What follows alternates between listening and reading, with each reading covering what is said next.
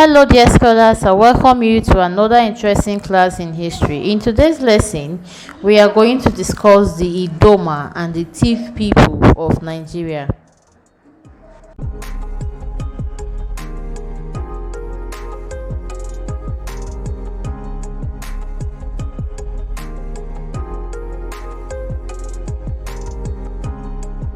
And under this topic, we are going to talk about the location, the origin, that is the tradition of origin. We'll talk about the economy of the Tiv and the Idoma people, and lastly, we shall discuss the socio-political structure of the Idoma and the Tiv people.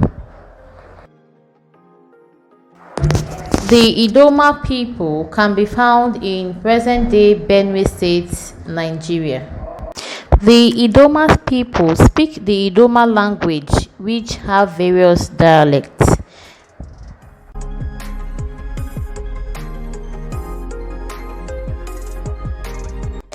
Now let's talk about the origin of the Idoma people. According to oral history, it tells that the Idoma people have been around the Benue Valley for a very long time, and that Idua is the father of the Idoma people.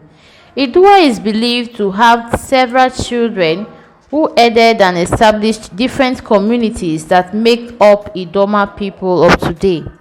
The Idomas have other neighboring communities such as the Benue, Igbo, Ogoja, Tiv, Igede, and Igala communities.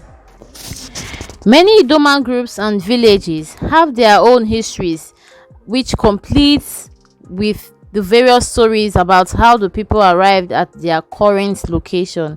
And as one can imagine, the ever-changing of peoples through time makes it difficult to study the Idoma history. Suffice to say at this point that there are various history or tradition of origin pertaining the origin of the Idoma people. Now let's talk about the economy of the Idoma people. During pre-colonial era, agriculture was their economic pride. The Idomas were farmers and they planted crops such as yam, cocoyam, potato, guinea corn, millet, groundnuts, beans, and so on. They also traded in variety of indigenous arts and crafts. The means of transaction was trade by barter, which they practiced with other communities, and the successes of the people were measured by the size of their farmland and the crops that were harvested. Like I said earlier, farming is the major occupation of the Idoma people, just like many other ethnic groups in Nigeria. They planted staple crops and they also grow palm trees, which fruits are processed into oil and exported to Europe in large quantities, making it fairly profitable cash crop. There were other crops that were also important, like I've mentioned earlier, include maize, pepper, peanuts, tomatoes, squash, and sweet potatoes. They also got involved in rearing of animals. They reared different domestic animals such as goats, sheep, chickens, and dog. They were also involved in hunting. They were also involved in fishing, which is a very important occupation in the region. This is because they are located in a particular environment that is very close to the river Benue. In terms of community control, the people practice a patrilineal system of government, which means that various clans were controlled by a male head. The family was seen as the smallest unit, while the highest unit was the Ojila or Ojira. The Ojila is the gathering of all adult males in the community. They meet to decide on conditions of events in the land, and decision making was usually democratic. The head of the Idoma kingdom was and is still the Oshi Idoma, and there are other smaller clans in Idoma land which are controlled by various heads of families. Even in the present day, the power and the administration of the Idoma land resides with the Oshi Idoma, whose palace is in Otukpo, Benue State in Nigeria. Let's talk about the Tiv people. The Tiv people speak the Tiv language and they are found in the present day central region of Nigeria. They are located in the Middle Belt states of Benue, Taraba, Nasarawa, and Plateau states. The Tiv population can also be found in Cross River and Adamawa states and in the Central Africa country of Cameroon.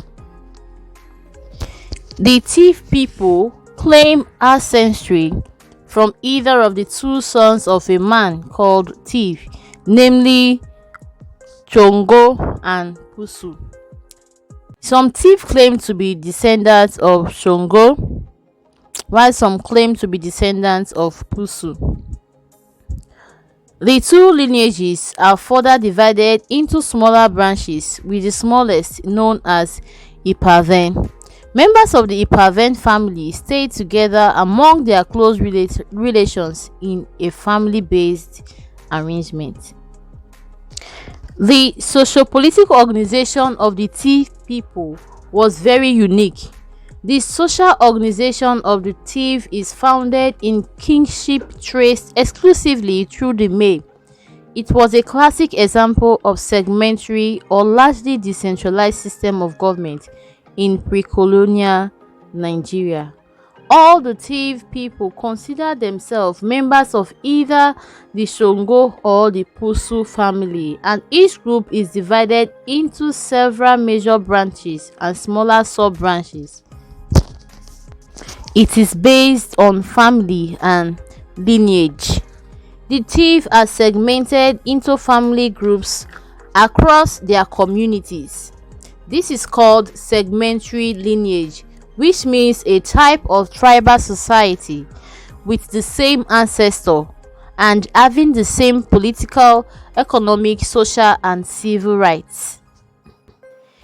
The pre-colonial Tiv community have no administrative heads, not even chiefs nor council leaders.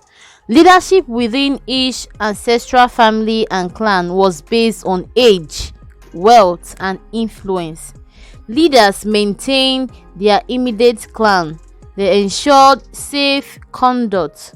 They settled disputes within their lineages and led their people in all internal and external affairs affecting their families. The economy of the Tiv people.